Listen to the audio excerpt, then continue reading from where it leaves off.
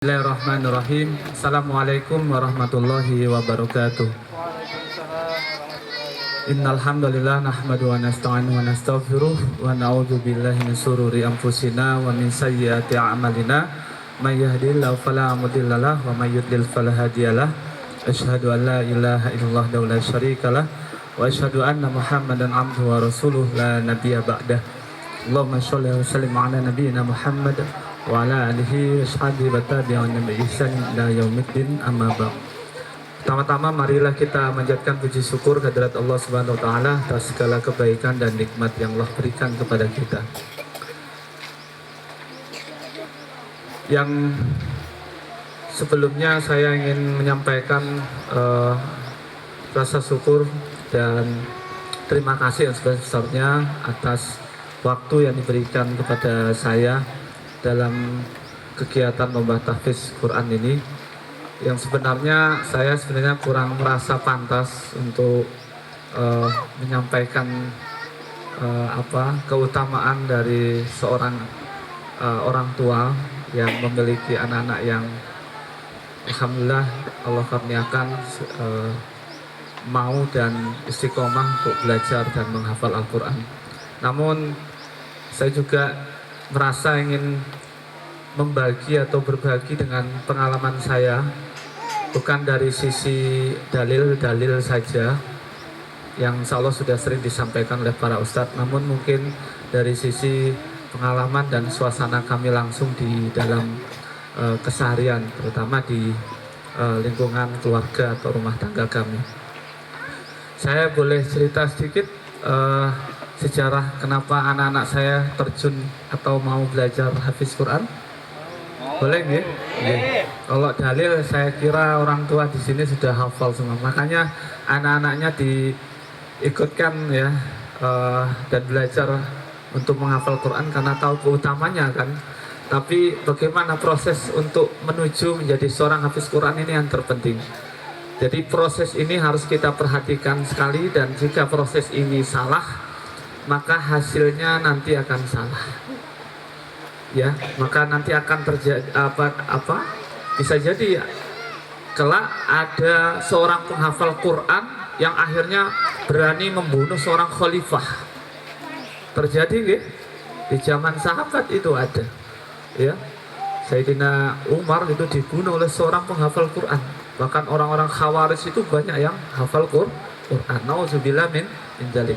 Namun kita ya bahkan ada yang jadi nabi palsu. Ya, jadi hati-hati. Ini seorang hafiz Quran ini sesuatu yang agung sekali yang harus kita hormati. Namun di sisi lain akan ada ujian yang harus kita tempuh. Baik, saya cerita sedikit. Insya Allah sejak tahun 2006 ya, yang saat itu saya masih tinggal di Kecamatan Kalisat. Pada saat itu belum yang namanya menyekolahkan anak di lembaga-lembaga pendidikan Islam itu belum terlalu ngetren Bapak Ibu, dan bahkan belum ada di Kalisat waktu, karena kecamatan kecil ya. Kemudian ketika saya pulang ke Malang, kebetulan saya orang Malang, ibu saya kemudian menyampaikan kabar bahwa ada pondok pesantren yang ingin mencetak hafiz Quran, dan yang dibutuhkan anak-anak yang masih sekolah SD. Kebetulan anak saya waktu itu masih kelas 4 SD. Ketika orang tua saya mengabarkan tentang peluang untuk menjadi hafiz Quran, pemikiran saya langsung spontan ya, tanpa berpikir panjang, bahwa inilah yang sebenarnya saya cari dalam tujuan hidup saya, yakni memiliki anak-anak yang soleh atau solihah. Karena tidak mungkin dari sisi, mungkin waktu itu saya masih bekerja, istri saya juga masih membantu saya, mampu untuk bisa menyelesaikan tugas kami sebagai orang tua. Jadi Bapak Ibu yang rahmati Allah, jujur saya notabene latar belakangnya bukan seorang hafiz Quran, tapi gara-gara saya insya Allah dengan izin Allah menyekolahkan anak-anak di sekolah yang berbasis hafiz Quran, Allah mengkaruniakan kita banyak kebaikan, dan nanti jenengan pun akan merasakan nikmat-nikmat tersebut. Allahu Akbar. Ya. Jadi kemudian singkat cerita, kelas 4 SD ya, anak saya ini saya kabari, saya tanyai, "Duk, kamu mau nggak jadi hafiz Quran? Kalau kamu mau, Abah seneng. Kayaknya hidup Abah ini sempurna kalau kamu bisa nanti jadi hafiz Quran. Abah tidak punya apa-apa, hanya punya kamu. Abah tidak punya harta yang berlimpah. Mudah-mudahan kamu Abah doakan jadi hafiz Quran." Ya, alhamdulillah dengan izin Allah, anak saya langsung spontan juga menjawab siap. Jadi tanpa ada hambatan waktu itu. Saya ingat waktu itu saya masih jualan keliling Bapak Ibu. Jualan sosis keliling pakai sepeda apa itu pancal. Bisa dibayangkan ya, kalau lihat hari ini kan tidak nyambung ya. Insya Allah saya punya teman satu profesi sama saya di belakang tadi, Mas Rofik. Sama-sama saya keliling dulu di sekolah-sekolahan. Ada nggak Mas Rofik? Sudah pulang ya. Jadi tim marketingnya beliau saat ini. Makanya Mas Rofik tadi kaget ya saya. Loh, ini sampean dah? Iya, ini saya. Penampakannya tetap. Singkat cerita, kebetulan anak saya yang pertama ini adalah salah seorang siswi yang berprestasi di sekolahnya. Alhamdulillah selalu peringkat 1 Bapak Ibu. Kemudian yang nomor 2 juga sama. Kemudian Allah hadirkan ujian bagi saya untuk mengeluarkan atau memindahkan sekolah mereka hanya gara-gara ingin menjadi hafiz Quran. Sontak Bapak Ibu yang rahmati Allah, seluruh pihak sekolah dan keluarga besar kami itu menolak. Bahkan saya dikatakan orang tua yang tega-teganya. Kok masih kecil anaknya kok sudah dipondokkan hafiz, mau jadi apa? Dan waktu itu belum ini hafiz Quran tuh belum tenar lah, belum booming ya seperti saat ini. Tapi ya alhamdulillah saya tetap berkomitmen meskipun saya agak dihujat di sana sini. Saya yakin ini jalan yang terbaik, dan memang setiap jalan menuju kebaikan itu perlu pengorbanan. Lalu saya kemudian mengajak istri saya juga untuk bersama-sama saya untuk bisa meloloskan atau berjuang agar anak-anak kita bisa selesai hingga 30 juz. Alhamdulillah, singkat cerita saya persingkat lagi, yang sulit-sulit tidak saya ceritakan gitu. Yang jelas nggak enak Bu rasanya Bapak Ibu, jadi banyak yang mencela sekali karena waktu itu belum booming. Kemudian di sekitar 5 tahun setelah anak kami mondok, sebuah kabar gembira yang disampaikan oleh guru, para ustadz dan ustadzah, bahwa anak kami selesai 30 juz.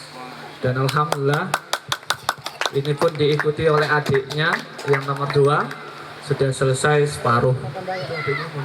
Kebetulan mondok juga ya. Kemudian yang nomor 3 juga mengikuti jejak langkah kakak-kakaknya, sekarang sudah 5 juz. Kemudian ini juga mengikuti kakak-kakaknya, dan gurunya kakaknya yang nomor 1. Masya Allah. Iya. Jadi ini bisa mudah-mudahan nanti ditiru. Bahkan saya sekarang belajar sama ini hafalan Qur'annya. Jujur level saya kalah sama ini. Saya kebetulan juga, ini cerita lagi nih. Di saat saya kemudian memondokkan anak untuk belajar Al-Quran, untuk menghafal Al-Quran, Allah karuniakan kepada saya kemudian kemampuan ya untuk belajar pengobatan Al-Quran. Yang ini juga tidak pernah terbesit dalam pikiran saya. Dan alhamdulillah kami punya komunitas di Jember ini, namanya komunitas Sahabat Ruqyah, yaitu sebuah komunitas yang berbasis dengan konsep pengobatan Al-Quran. Ini hikmah dari Al-Quran. Jadi ketika nanti anak-anak kita dibimbing oleh Al-Quran, maka orang tuanya pun akan dibimbing menjadi orang-orang yang mencintai Al-Quran. Pasti. Tapi ada syaratnya. Syarat dan ketentuan berlaku. Mau tahu Bapak Ibu S dan K-nya? Iya, saya yakin mudah-mudahan ini jadi orang tua yang anaknya hafiz Quran semua. Yang nanti besok kita dikasih mahkota. Sudah siap dikasih mahkota Bapak Ibu? Siap. Insya Allah. Iya. Paling enggak sekarang latihan dulu ya. Kadang saya ini aja stimulasi untuk anak saya atau yang nomor 3. Kalau dia lagi malas hafalan, saya guyonan dengan ini ya, dengan bahasa-bahasa tauhid, dengan bahasa-bahasa untuk membuka semangatnya. Misalkan begini, Duk, kamu ndak kasihan sama Abah sama Umi besok di akhirat? Ndak ada yang ngasih ini mahkota, kepanasan Abah sama Umi. Masa kamu ndak kasihan? Tolonglah, kalau nggak Abah ya Umi yang dikasih. Jadi ini motivasi untuk anak-anak kita. Kamu sayang nggak sama Abah sama Umi? Bahkan yang kecil-kecil ini juga saya stimulasi itu alam bawah sadarnya. Nah, jadi mau nggak nanti ngasih mahkota ke Abah? Azam, mau? Mau. Nah ini stimulasi. Harus hafalan Quran. Jadi stimulasi sejak kecil. Sejak kecil sudah mulai dikenalkan Al-Quran, diajak untuk mengenal Al-Quran. Baik, kembali ke syarat dan ketentuan. Pertama, nah ini. Kita sebagai orang tua harus meluruskan niat. Innamal a'malu binniyat. Demi Allah, ya, bahwa saya tidak pernah terbersit untuk ketika anak saya jadi hafiz Quran, saya menginginkan dia, mohon maaf, terkenal. Tidak terpikirkan sedikit pun. Saya hanya ingin dia hafal Quran dan mengamalkan Al-Quran itu. Bahkan saya motivasi anak-anak saya, ketika kamu tidak bisa selesai 30 juz tidak apa-apa, yang penting kamu amalkan Al-Quran. Berapapun yang Allah berikan untuk hafalan itu yang terbaik bagi kamu. Makanya adiknya ini yang 15 juz agak iri sama mbaknya yang selesai. Wah, kok aku nggak selesai? Ya sudah, itu yang terbaik dari Allah. Amalkan saja. Abang nggak kecewa kok. Meskipun kamu nggak selesai, tapi kamu terus berjuang. Ya, jadi luruskan niat. Jangan pernah terbesit ada motivasi-motivasi duniawi. Jangan. Oh, ini bagaimana dengan ikut lomba? Tidak apa-apa, ini stimulasi Bapak Ibu untuk melatih mental ya, keberanian. Tapi kalau sudah kita niatkan untuk ke sana, ini berbahaya. Ya, hasilnya akan tidak seperti yang kita harapkan. Jadi jangan sampai kita sebagai orang tua mengikuti motivasi-motivasi niat duniawi ini ketika anak kita belajar hal Al-Quran. Ini yang pertama. Yang kedua, saya percepat, Bapak Ibu ya, sepasang suami istri harus kompak, harus sama-sama mencintai Al-Quran. Bagaimana mungkin anaknya hafalan Quran, bapaknya main remi misalkan, ya, bapaknya dengarkan musik Korea misalkan, ibunya dangdutan misalkan. Ini nggak mungkin, ya, karena apa yang kita tanam itu pasti akan kita terima nanti. Ketika orang tua menanam kebaikan, anak pun akan merasakan kebaikan itu. Sebaliknya, ketika anak kita istiqomah dalam belajar Al-Quran, orang tua pun akan mendapatkan kebaikan. Pernah suatu ketika, saya itu jualannya agak sepi Bapak Ibu. Saya punya senjata untuk meramaikan bisnis saya itu, ini bisa ditiru. Ada 2 senjata. Yang pertama, kalau usaha atau bisnis saya sedang sepi, saya datang ke ibu saya, ke orang tua saya di Malang. Kesana itu bukan apa, ngasih amplopan, alias bersedekah. Saya sedekah, saya kasihkan orang tua, tapi ada embel-embelnya. Bu, minta doain ya Bu, biar bisnis saya diberkahi, rezekinya lancar. Doa-doa yang keluar dari beliau, Masya Allah. Kemudian yang kedua, saya mesti datang ke pondok, saya belikan ya kebutuhan anak-anak saya dari rezeki yang insya Allah saya peroleh dengan keringat, ya, tanpa ada, mudah-mudahan tanpa ada yang bercampur dengan akad-akad batil, atau mungkin rumahnya pakai sistem riba gitu, tidak ada. Jadi ngontrak saya Bapak Ibu, Tidak apa-apa, yang penting anak saya selesai dan tidak bercampur dengan rezeki yang batil, yang haram, yang syubhat. Tidak apa-apa hidup saya sengsara, susah mencari rezeki berat, yang penting rezekinya halal. Ini saya berikan ke anak-anak saya, lalu selalu saya minta doa dari anak-anak saya. Doakan Abah sama Umi bisa mendapatkan keberkahan Al-Quran. Hingga akhirnya Allah pertemukan saya dengan, ya alhamdulillah saya belajar ilmu Al-Quran, saya kuliah diploma Ruqyah Syariah, sampai detik ini saya masih memperdalam ilmu pengobatan Al-Quran. Monggo yang mau terapi bisa ke rumah main-main. Baik, jadi sebagai orang tua jangan sampai kita menghalangi proses keberhasilan anak kita dalam menghafal Quran dengan maksiat. Itu yang kedua tadi, kesimpulannya di situ. Maksiat apa saja, mulai dosa-dosa syirik, ya, kemudian juga termasuk riba. Ya, ini maka alhamdulillah ada properti syariah. Ini solusi kita untuk mendapatkan hunian yang syar'i. Karena ketika kita membeli rumah dengan cara yang maksiat, niscaya anak kita akan sulit untuk menghafalkan Al-Quran. Saya pernah menterapi seorang pasien, ya, ini pengalaman saya di pengobatan ruqyah, bahwa ada anak yang tiba-tiba hafalannya itu hilang, Bapak Ibu. Kemudian kaidah yang sering kita lakukan ketika kita menangani kasus anak-anak yang bermasalah itu adalah dengan melihat kondisi orang tuanya. Jadi kita tidak langsung menterapi anaknya, tapi orang tuanya. Kemudian setelah saya interview, maka saya mendapati bahwa ternyata orang tuanya ini pelaku riba, punya koperasi, Bapak Ibu. Ya, singkat cerita saya nasihati beliau ya untuk ya berhenti dari pekerjaan itu. Alhamdulillah orang Lumajang, Bapak Ibu, saya suruh berhenti dan alhamdulillah mau. Saya beritahu, saya nasihati keutamaan anak-anak yang hafal Quran, dan alhamdulillah sekarang hafalan anaknya kembali seperti semula, mulai bertambah lagi. Jadi pengaruh orang tua ini terhadap anak ini luar biasa.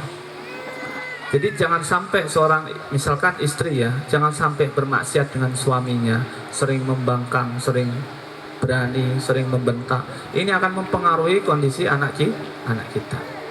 Ya, kemudian kalau seorang ayah, hati-hati dalam hal menafkahi.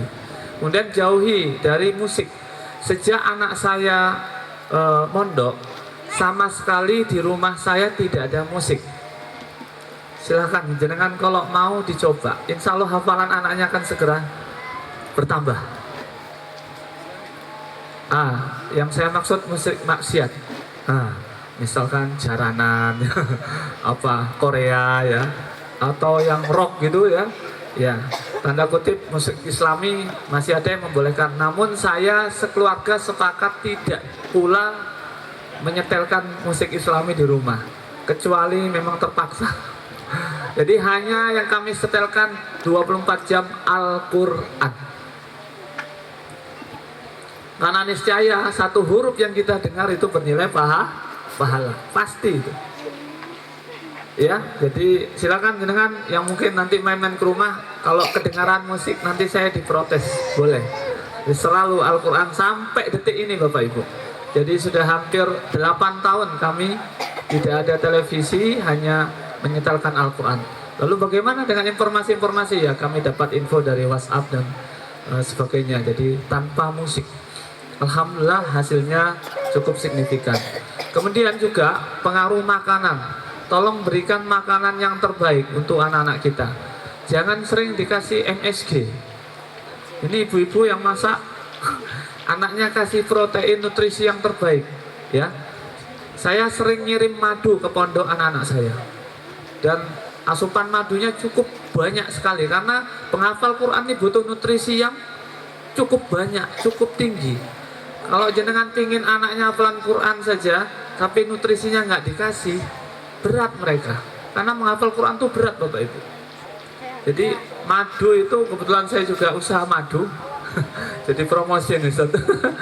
Jadi saya niatkan bukan untuk mencari profit, tapi labanya itu saya kirim ke pondok untuk anak-anak saya. Bahkan teman-temannya juga numpang ya ikut konsumsi madu. itu menguatkan hafalan madu itu. Bisa dengan kurma, bisa dengan makanan-makanan yang lain yang sehat. Ya, itu juga mempengaruhi nanti keberhasilan anak-anak kita. Kemudian suami istri jangan sering bertengkar. Ingat, ketika jenengan sering bertengkar atau sering ada masalah, anak kita akan merasakan juga dampaknya meskipun jauh di pondok.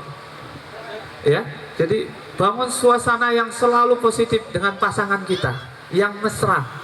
Ya, kalau ingin anaknya jadi hafiz Quran, yang gimana ya? Yang nyaman gitu loh sama pasangan. Jangan sampai terjadi pengkotak-kotaan ya, atau hal-hal yang kurang baik. Dan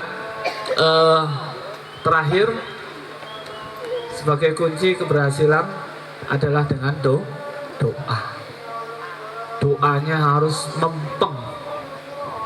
Ya, kalau perlu setiap sujud itu kita minta untuk agar anak kita selesai dalam menghafal Al-Quran, agar dia bisa mengamalkan Al-Quran. Karena sebaik-baik orang adalah orang yang menghafal Al-Quran dan mengamalkannya. Sebaik-baik orang itu yang menjadi motivasi kita. Jadi doanya harus dikuatkan, dan dari segala macam penjuru, orang tua, mertua, teman, sahabat, kita sendiri, ya, semua kita minta doa mereka. Ulama, para guru-guru kita mintakan. Alhamdulillah, insya Allah itu tips-tips yang pernah saya lakukan selama saya yang saya ketahui, dan insya Allah jangan bisa melihat, alhamdulillah Allah takdirkan anak-anak kami sampai detik ini, sampai yang paling kecil juga mencintai Al-Quran. Dan ini bukan sesuatu yang berat, tapi ringan jika Allah menolong kita, berat jika kita mengandalkan kekuatan diri kita. Insya Allah, mudah-mudahan saya doakan dan kita berdoa bersama-sama, adik-adik yang hadir dalam lomba tahfidz di sini mudah-mudahan menjadi hafizah yang ilmunya betul-betul bermanfaat. Mudah-mudahan orang tuanya pun diberi kekuatan, kesabaran dalam menuntun anak-anaknya untuk menjadi seorang penghafal Al-Quran. Mungkin sedikit yang saya sampaikan, mudah-mudahan bermanfaat, dan saya cukupkan dari kami dan saya kembalikan kepada Ustadz Lukman. Jazakallahu khair, Ustaz.